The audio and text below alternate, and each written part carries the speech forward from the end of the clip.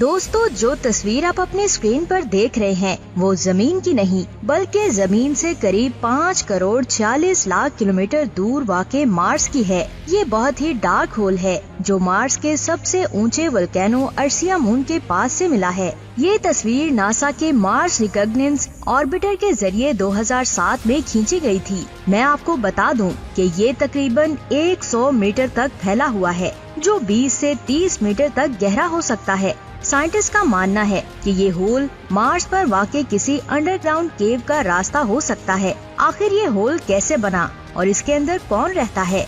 ऐसी अंडरग्राउंड केव मार्स के harsh climate से बचने के लिए सबसे अच्छी जगह है और ये भी हो सकता है कि मार्स पर रहने वाले एलियंस जमीन पर ऐसे ही केव में रहते हों। 2011 में एक ऐसा ही होल ओवेनोस मून वोल्केनो के करीब ही मिला था जो 35 मीटर लंबा और 20 मीटर गहरा था। 2021 में भी नासा के MRO मिशन के मुताबिक ऐसा ही एक और होल ढूंढा गया। फिलहाल तो ये मार्सियन होल हमारे लिए एक अनसॉल्व्ड मिस्ट्री बनी हुई है, लेकिन फ्यूचर में होने वाले मार्स मिशंस इन होल्स को जरूर एक्सप्लोर करेंगे। तो क्या आप इन डीप होल्स के अंदर बैठे एलियन से मिलने और इस मिस्ट्री को सॉल्व करने के लिए एक्साइटेड हैं? अगर हाँ तो फिर मेरे साथ आज की इस पूरी वीडियो को एंजॉय कीजिएगा। अगर मैं आपसे पूछूं कि क्या आप मार्स पर रहना पसंद करेंगे, मेरे ख्याल में ज्यादातर लोग हाँ कहेंगे। अमेरिका की स्पेस एजेंसी नासा लोगों को कुछ ऐसा ही ऑफर कर रही है। हाल ही में नासा ने अनाउंस किया है कि वो 4 ऐसे लोगों की तलाश में है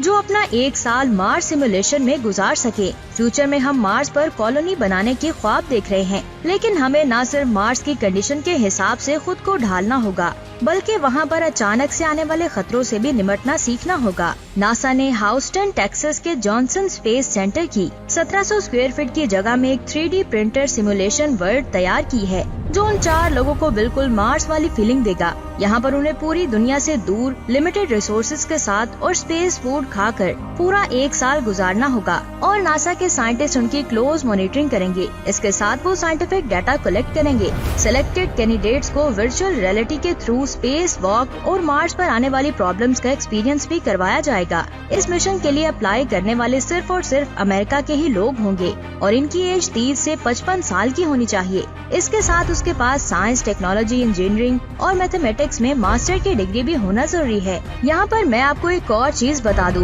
कि नासा उनसे ये सब कुछ फ्री में नहीं करवाने वाली।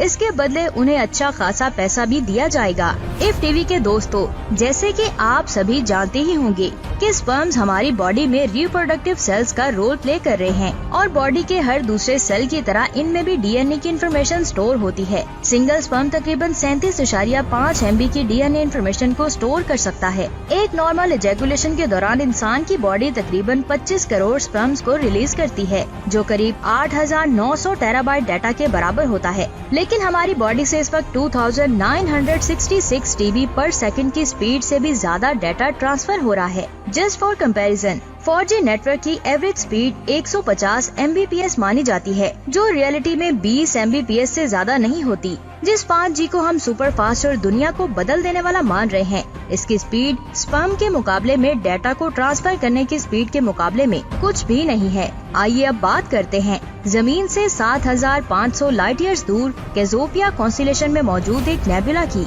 जिसका नाम IC 1805 है। इसे 3 नवंबर 1787 को विलियम हर्शल ने डिस्कवर किया था। ये एक एमिशन नेबुला है जिसमें आपको आयोनाइज्ड नाइट्रोजन गैस चमकती हुई नजर आएगी। एमिशन नेबुला ऐसे नेबुला को कहते हैं जो आयोनाइज्ड गैसों का बना होता है और जो अलग अलग वेवलेंथ पर लाइट को एमिट करता है। इसके नीचे आपको बहुत ही चमकदार स्टार नजर आ रहे होंगे। इन्हें कोलंडर 26 स्टार क्लस्टर कहा जाता है। इफ टीवी के दोस्तों, हम इंसान यूनिवर्स को जितना ज्यादा एक्सप्लोर कर रहे हैं उतने ज्यादा खतरे हमारे सामने आ रहे हैं। ये खतरे कभी भी जमीन और यहाँ पर रहने वाले इंसानों को खत्म कर सकते हैं, लेकिन एक खतरा जो मुसलसल सामने आ रहा है वो है जमीन से किसी एस्ट्रॉइड के टकराने का। आज से करीब 6.6 करोड़ साल पहले एक एस्ट्रॉइड ने ही डायनासोर का खात्मा किया था। हाल ही में 25 जुलाई 2021 को जमीन के करीब से 2008 G020 नाम का एक एस्ट्रॉइड गुजरा था। ये एक नियर अर्थ एस्ट्रॉइड था जिसका डायमीटर 220 मीटर था।